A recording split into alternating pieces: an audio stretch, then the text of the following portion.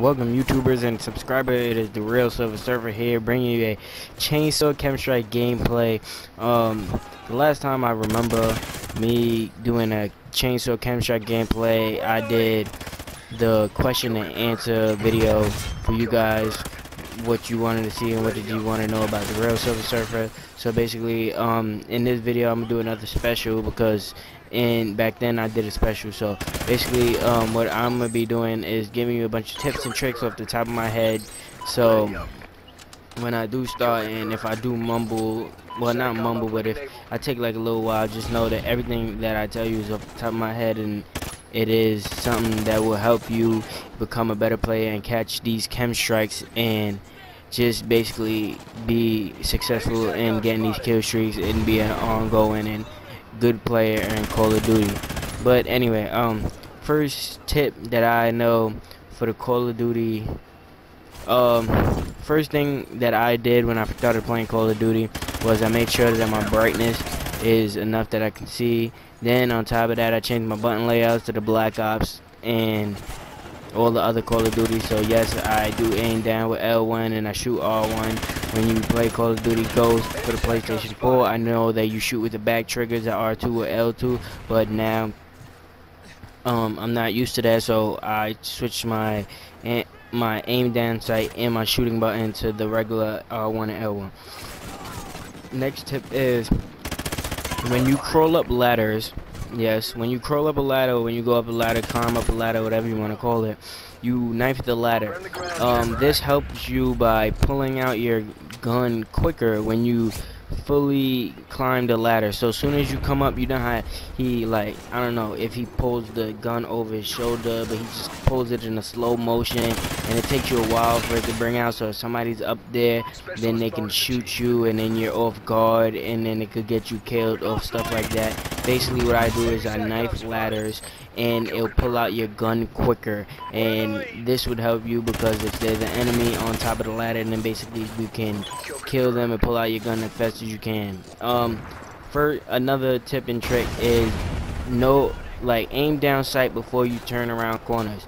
Yes, I do aim down sight before I actually turn around corners, and I actually look. You see how I look in places where I believe that the enemy are coming, and I always look down corners. Another thing about this is, if you know that the enemies are coming around the corner, don't just lean around the corner, or don't just aim down the sight and wait, and then you never know, sometimes he'll get a headshot, or sometimes he'll just outgun you. You should jump around corners and catch your opponent off guard. Drop shotting is another thing that can catch your opponent off guard.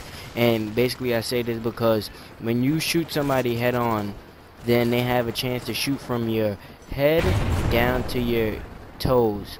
If you jump, then your feet are levitated, and when they shoot for basically your head, when they normally shoot for your head, they're basically shooting for your feet. So then that's less damage, and then when you jump, you get an easier headshot because now you're over the opponent. Now when you drop shot, you lay down on the floor, which gives your opponent less. The only thing they can basically shoot is your head, so that gives them an opportunity to, they have to realize that you're on the floor, then they gotta aim down and shoot you, and not a lot of people are not good with that. Not a lot of people drop shot in Call of Duty, so it's hard for people to actually react to stuff like that.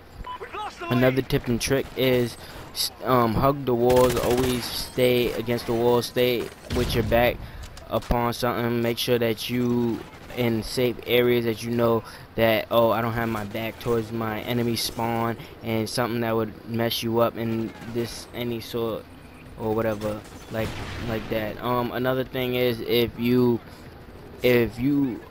don't catch good kill streaks, or you do want to get cams, always start off with support. Support will help you the most.